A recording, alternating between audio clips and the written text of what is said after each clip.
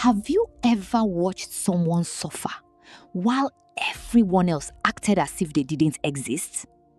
Sometimes the people the world calls ordinary are carrying the strongest hearts.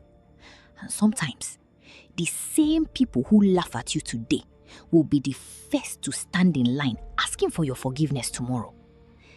This is the story of Amara.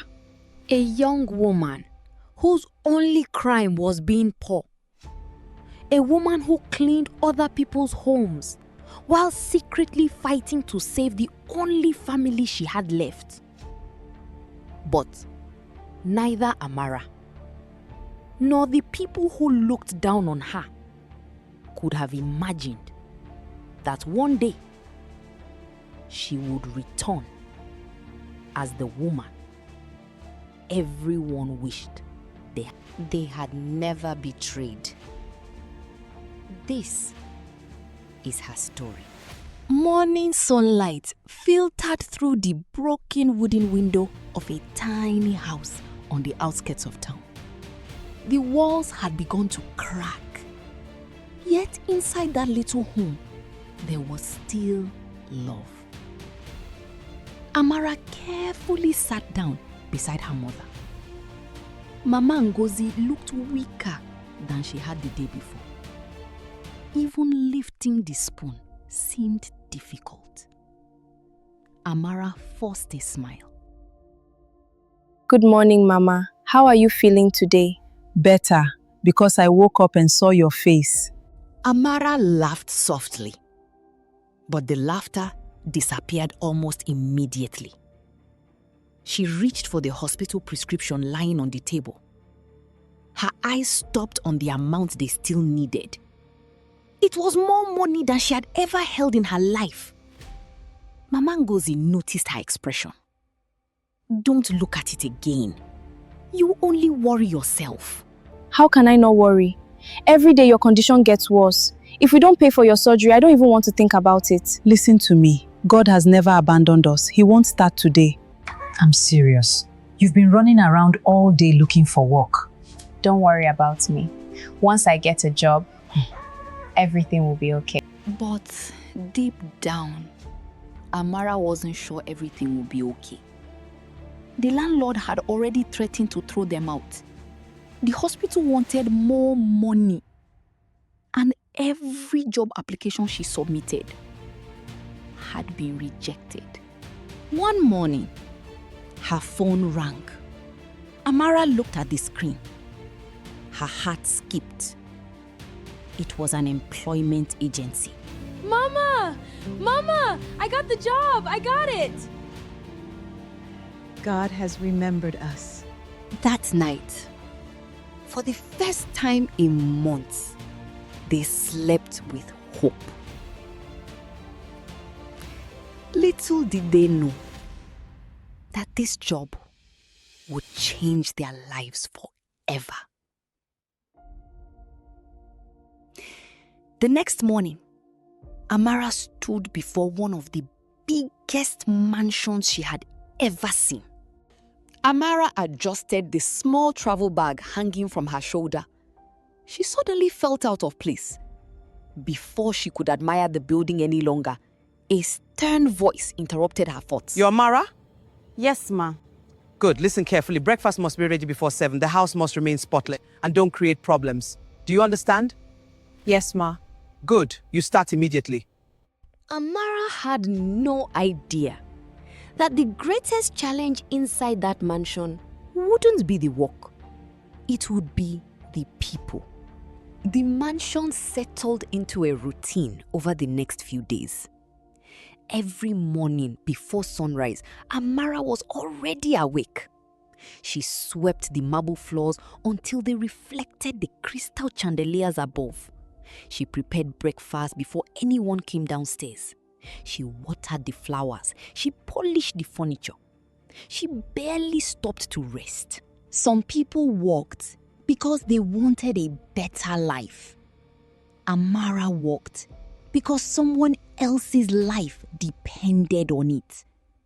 Every salary she imagined earning already belonged to one person, her mother. Mama, did you take your medicine?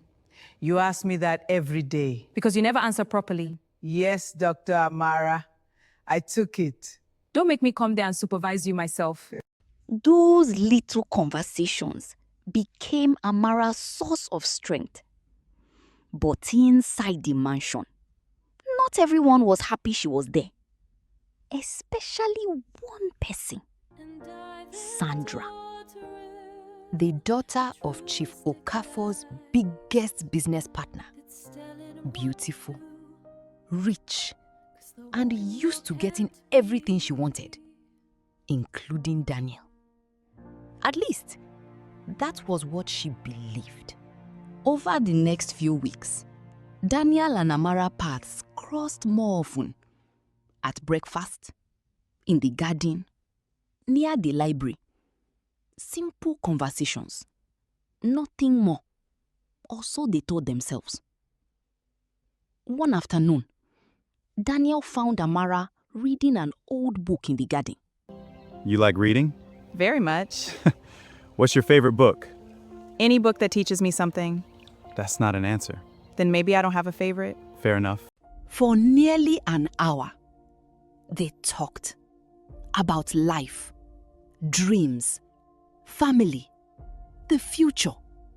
And for the first time in years, Daniel felt understood. Meanwhile, inside the mansion, Sandra arrived unexpectedly.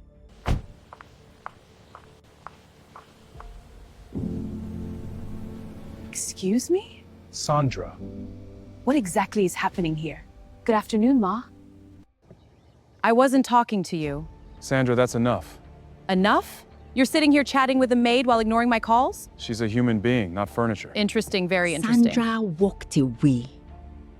But the jealousy in her eyes was impossible to miss.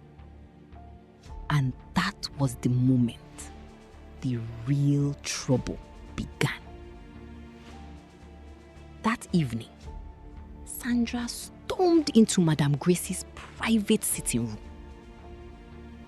There's a problem. What happened? Daniel is getting too comfortable with that maid. What, Mara? You're imagining things. No, I'm not.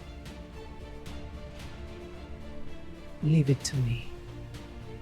What does that mean? It means no Maeve is going to destroy our plan. The following week, life seemed normal on the surface. Amara continued her duties.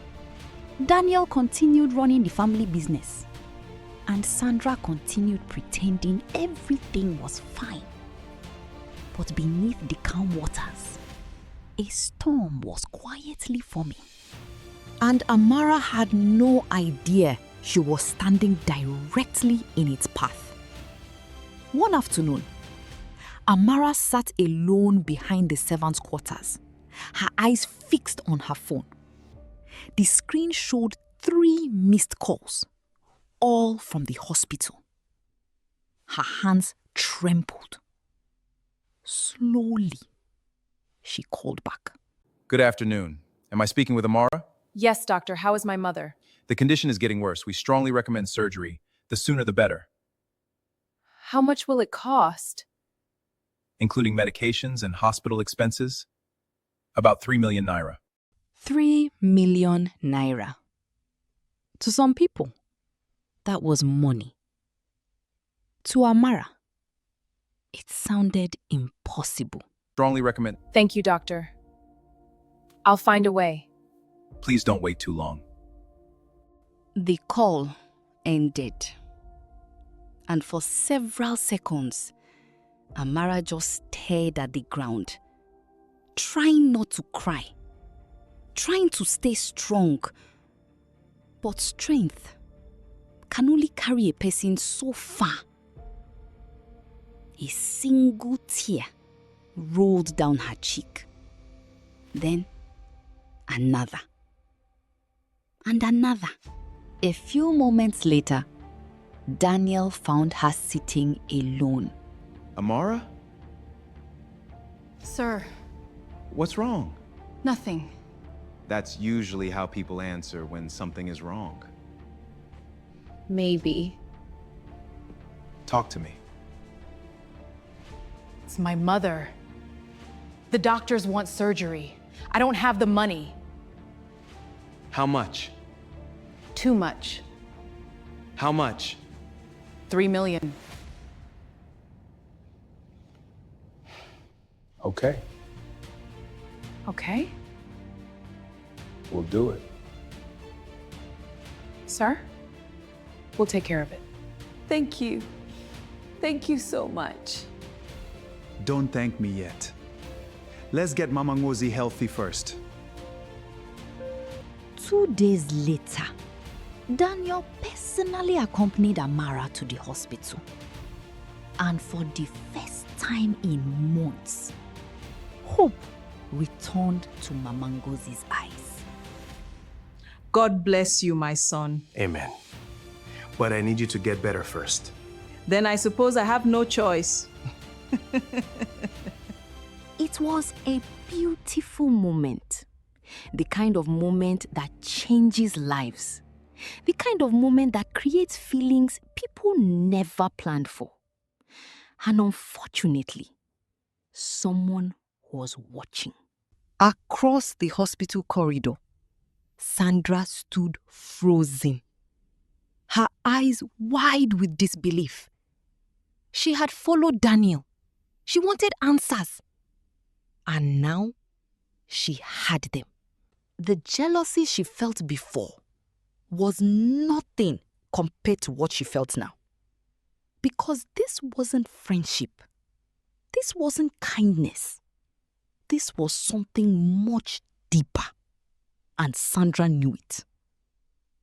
That evening, Sandra rushed to Madame Grace. It's worse than we thought. What happened? Daniel paid for her mother's surgery. What? I saw them together at the hospital. This changes everything. Then we're running out of time. What do? We remove her permanently. What do you mean?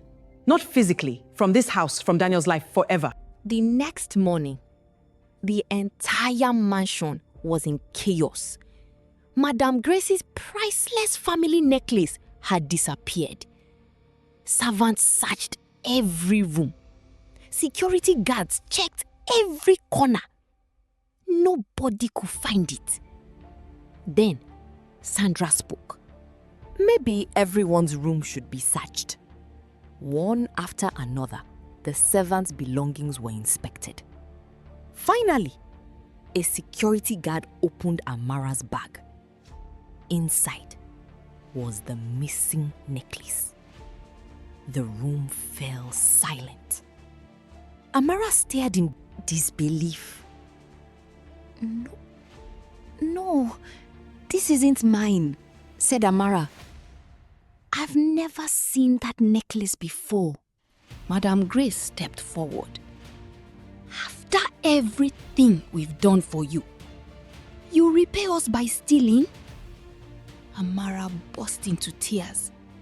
I swear I didn't take it. I've never stolen anything in my life. Daniel looked at the necklace, then at Amara. Everything inside him told him she was telling the truth. But the evidence was right there.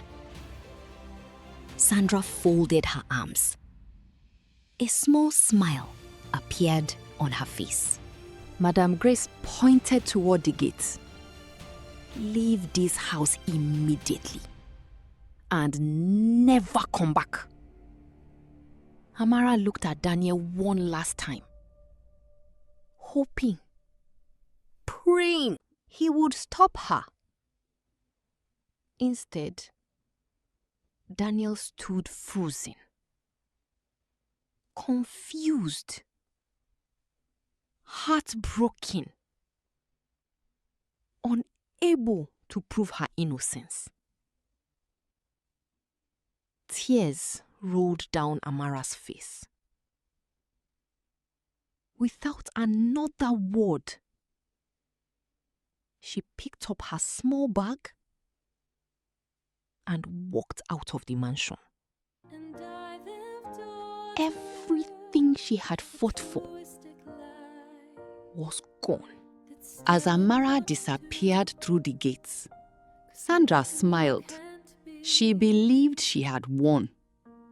What she didn't know was that the woman she had just humiliated would one day become far more successful than she had ever imagined. Amara returned home carrying nothing but a small travel bag and a broken heart. The moment Mama Ngozi saw her standing at the door with tears in her eyes, she knew something had gone terribly wrong. Mama Ngozi, Amara, what happened? Amara could no longer hold back her tears. She rushed into her mother's arms. Mama, they threw me out. What? They accused me of stealing. Stealing! I didn't do it. I swear I didn't. I know you didn't. I know my daughter. Amara cried harder. Because sometimes the most powerful thing a person can hear is someone saying, "I believe you." A few days later, Amara refused to let despair win. Using the little savings she had managed to keep, she rented a tiny workspace in a busy market. It wasn't much. Just one sewing machine, a small table, and a dream. As she unlocked the shop for the first time, she whispered, "This is where my new life begins." One afternoon, a cheerful woman stopped in front of the shop.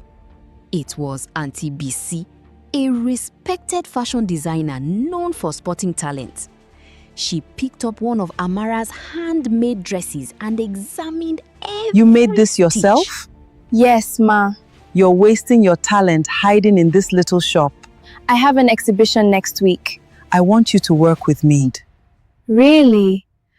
If your work is this good, people deserve to see it. The exhibition attracted business owners, celebrities, and fashion lovers from across the city. Amara stood nervously beside her designs. Then, an elegant businessman stopped at her display. He carefully examined one of Amara's sketches. After a long silence, he smiled. Who made these? I did. You? Yes, sir. How long have you been designing? A few years. Years? Young lady, you have a gift. Back at the mansion, Daniel still couldn't forget Amara. Her words, her tears, her insistence that she was innocent. Then one afternoon, the former housekeeper quietly approached him. Sir, I don't think Amara stole that necklace. What do you mean? I saw Sandra enter the servants' quarters that morning. I didn't think much of it then, but after everything that happened, I believe Amara was framed. Daniel's heart sank. Without another word, he rushed out of the house. Sandra noticed Daniel leaving in a hurry. She immediately walked up to Madame Grace. I think Daniel knows. If the truth comes out, we'll lose him. He'll never be able to prove anything. But for the first time, even Sandra wasn't sure of that. While Amara's life was finally moving forward, the lies inside the mansion were beginning to fall apart. And very soon, the people who destroyed her reputation would have to answer for everything they had done. One evening, Daniel sat alone inside a small roadside restaurant, staring at his food, unable to eat. The guilt had become unbearable. If Amara was truly innocent, someone else knew the truth. Then suddenly, a familiar voice spoke behind him. Tunde, the former gatekeeper who had left the mansion shortly after Amara was dismissed. Tunde, I thought that was you. Sir, good evening, sir. Mind if I sit? Of course not. Can I ask you something? The day Amara was accused, did you notice anything strange? Tunde, why are you asking now? Because something has never felt right. Not once. Not for a single day. Tell me the truth, please. No. What? She didn't steal it. Then who did? Who did it? Sir, I don't know if I should. Who did it? Sandra and Madam Grace. Daniel returned home immediately. Madam Grace and Sandra were having private dinner when he walked into the living room. His face was filled with disappointment. Daniel, you're home. We need to talk. Now we have guests. Now! The firmness in his voice startled everyone, even Sandra. Minutes later, Madam Grace, Sandra, Chief Okafor, and Daniel sat in the family living room. Chief Okafor asked, "What's going on?" Daniel responded, "I spoke with Tunde today." The moment those words left his mouth, Sandra's face lost color. Madam Grace froze. Just for a second. But Daniel noticed. He told me everything, Daniel said. Nobody spoke. Nobody moved. Nobody breathed. Tell me I'm wrong. Tell me Amara actually stole that necklace. Tell me she wasn't framed. Tell me Tunde lied. Grace? What is he talking about? Daniel! Answer me! I was trying to protect this family. Protect this family? By destroying an innocent woman? You don't understand. The contract was at stake. Our future was at stake. Sandra's family was threatening to pull out. Grace, tell me this isn't true. I did it for us. I cannot believe this. After everything, you did this? It wasn't only her idea. I agreed to it too. I loved Daniel. I wasn't going to lose him to a maid. Love? You call that love? Love doesn't destroy people. Love doesn't lie. Love doesn't ruin lives. The engagement is over. What? It's over. There will be no wedding. Daniel, please. Don't do this. I love you. No, you loved control. You loved winning. You never loved me. Son, I'm sorry. Don't apologize to me. Apologize to Amara. The truth spread quickly. Amara's legal team filed a case for defamation and false accusation. Sandra's online campaign against Amara's fashion brand became part of the evidence presented in court. Days later, the judge delivered the final judgment. Sandra was found guilty of defamation and conspiracy. She was ordered to publicly retract every false accusation against Amara and pay compensation for the damage caused. Madam Grace asked Daniel to take her to Amara's home. When the door opened, Amara was surprised to see her standing there. For a moment, no one spoke. Then Madam Grace stepped forward. Tears filled her eyes. I don't deserve your kindness. I hurt you. I humiliated you. I judged you. And I nearly destroyed your future. I cannot undo what I did. I've carried that pain for years. But carrying hatred is even heavier. I forgive you. Madame Grace broke down in tears. She hugged Amara tightly. For the first time, she saw her not as a maid, but as family. Few days later, a little girl ran into the living room while Daniel was visiting. She stopped the moment she saw Daniel. She looked curiously at him. Daniel smiled warmly, then said, "Hello, what's your name?" The little girl responded, "My name is Hope."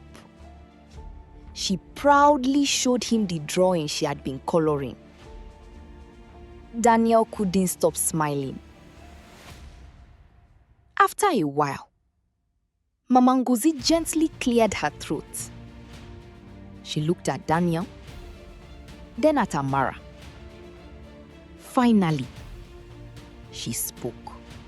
Daniel, there's something you need to know. Hope is your daughter. So I'm your daddy? Mommy said one day I'd meet you. I promise that I'll never leave you again. A few weeks later, Daniel invited Amara to a quiet rooftop dinner. The city lights sparkled behind them. Soft music filled the air. He reached into his pocket. Then, slowly knelt on one knee. Amara covered her mouth in surprise. When I met you, you had nothing but kindness. Today you have success, but the woman I fell in love with has never changed. You are still the strongest person I've ever known. Amara Bo, will you marry me? Yes. Yes, I will. 6 months later, the biggest wedding their friends and family had ever seen took place. Life has a way of rewarding those who refuse to let bitterness define them. Amara was humiliated, falsely accused, rejected, and left with nothing. But instead of seeking revenge, she chose courage. Instead of allowing pain to stop her, she turned it into purpose. And in the end, the truth found its voice. Justice found its place. Love found its way home. Because sometimes the greatest victory is not proving your enemies wrong. It's becoming everything they said you could never be.